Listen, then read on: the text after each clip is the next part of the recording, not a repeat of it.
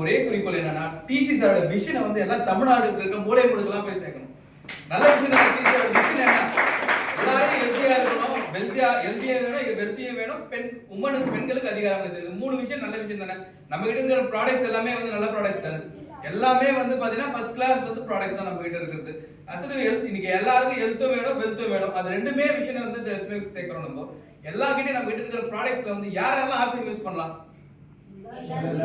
யாரெல்லாம் டெய்லி சாப்பிடுறாங்க, யாரெல்லாம் டெய்லி குடிக்கிறாங்க, யாரெல்லாம் டெய்லி இது பண்றாங்களோ அவங்க எல்லாருமே ஆர்சிஎம் சொல்லலாம். புதுசா ப்ராடக்ட்ஸ் எதுவுமே இல்லை. இந்த விஷயம் எதுவுமே ஆர்சிஎம்ல நம்ம எதுவுமே மூளை முடுக்கலாம் சேர்க்க வேண்டிய வேலை நம்ம வேலை. இது நம்ம சேர்க்கலாமா?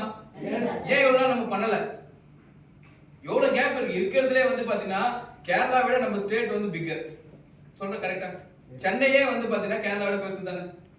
ஆனா இருந்தாலும் நம்மளோட பொட்டன்ஷியல் இன்னும் எங்கேயுமே வரல. அது யார்? நம்மளுக்கு தான் ப்ளஸ் பாயிண்ட். இப்போ நீங்க எல்லாம் இப்போ ஒர்க் பண்ணி நீங்க எல்லாருமே டைமண்ட் ஆகல. நம்ம இங்க எல்லாருமே நீங்க இருக்கிறவங்க இங்க இருக்கிறவங்க எல்லாருமே மொத்த பேரும் டைமண்ட் ஆகலாம். அந்த பொட்டன்ஷியல் இருக்கும்போது நம்ம ஏன் பயன்படுத்திக்க மாட்டோம்? 4 பேருக்கு நம்ம ஏன் சொல்ல மாட்டோம்? நல்ல விஷயத்தை நம்ம மட்டும் வச்சா போதுமா?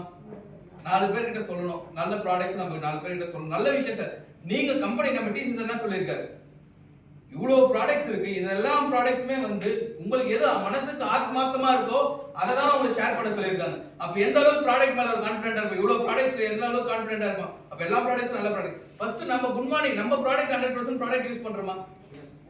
யாரெல்லாம் 100% ப்ராடக்ட் யூஸ் பண்றது? பெயிண்ட்ல இருந்து எல்லாமே 100% பெயிண்ட்ல இருந்து. Very good.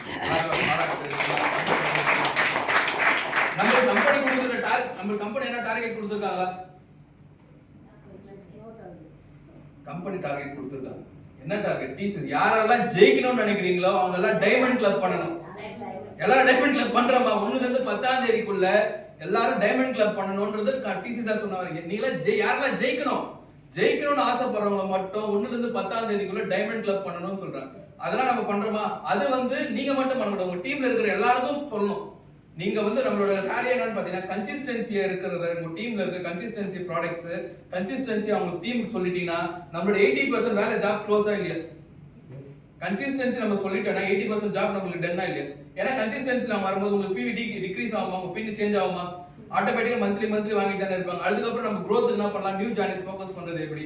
நெக்ஸ்ட் வந்து நம்ம யூஎல்பி குயிக்னு ஒவ்வொரு பிவிஸ்லயும் பாத்தீங்கன்னா வீக்லி ஒன்ஸ் நடக்குறாங்க. வீக்லி ஒன்ஸ் எதுக்கு அந்த யூஎல்பி குயிக்னு பாத்தீங்கன்னா நியூ ஜாயினர்ஸ் வர வைக்கணும். புது ஆட்களை வர வைக்கும் போது அதுல வந்து 45 to 50 மினிட்ஸ் ஆர்சிஎம்னா என்ன, அங்க மார்க்கெட்டிங் மேலாம் போடக்கூடாது. நம்ம ஆர்சிஎம்னா என்னன்ற ஒரு விஷன் மட்டும் அவங்களுக்கு தெரியணும். விஷன் மட்டும் தெரிஞ்சாலே போதும். ஆட்டோமேட்டிக்கா அவங்க புது ஆட்கள் வந்து ரொம்ப நேரம் உட்காருவாங்க. 45 மினிட்ஸா நீங்க மார்க்கெட்டிங் பிளான் போடாது ஆர்சிஎம்னா என்னன்னு சொல்லிட்டு எதுக்கு நம்ம பிவிஸ்ல வைக்கணும்னு சொல்றது பாத்தீங்கன்னா நம்ம பிவிஸ்ல இருக்கும்போது ப்ராடக்ட்டை ஃபீல் பண்ணி வாங்குவாங்க. எல்லா ப்ராடக்ட்டையும் இங்க இருக்கும் ஷேர் பண்ணுவாங்க. ஒரு ஹோம் நம்ம என்ன பண்ணணும், ஹோம் விசிட் பண்ணும்போது நம்ம ப்ராடக்ட்ஸ் எடுத்துட்டு போகணும். எல்லாருமே வந்து பாத்தீங்கன்னா எதுக்கு நம்ம டிஸ்ப்ளே வால்ன்ற டூல்ஸ் கொடுத்துருக்காங்கன்னா நீங்க கையில மாசம் ஒரு 10,000 டிஸ்ப்ளே வால் நம்ம அதுதான் நம்மளோட இன்வெஸ்ட்மெண்ட். அந்த இன்வெஸ்ட்மெண்ட் கையில ப்ராடக்ட் இல்லாத நீங்க மீட்டிங் பேசினா ஒன்னும் யூஸ் இல்ல. எதுக்கு நம்ம வந்து 48 ஹவர்ஸ்ல நம்ம வந்து இன்னைக்கு பேசணும்னா 48 ஹவர்ஸ்ல வந்து நம்ம ஏன் ஃபாலோ பண்ணணும்னு சொல்றாங்க? இன்னைக்கு மீட்டிங் வந்தானே 48 ஹவர்க்குள்ள ஏன் ஃபாலோ பண்ணணும்னு சொல்றாங்க? என்ன யோசிச்சு பாத்துருக்கீங்களா?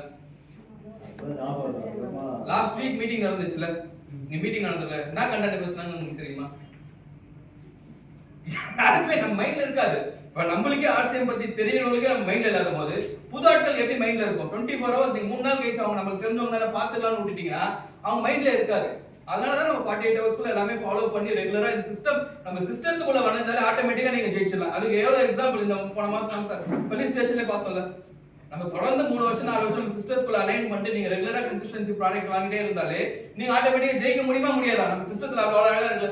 சிஸ்டத்தை ஃபாலோ பண்ணாலே நம்மளுக்கு இருக்கிறதுல சிஸ்டத்துல நான் நிறைய விஷயம் பேசுறேன். இன்னைக்கு நம்மளோட என்னோட பாஸ் வந்திருக்காரு, ஜோனல் மேனேஜர், அவர் நிறைய விஷயத்த சொல்வாரு. தேங்க்யூ ஜெயா.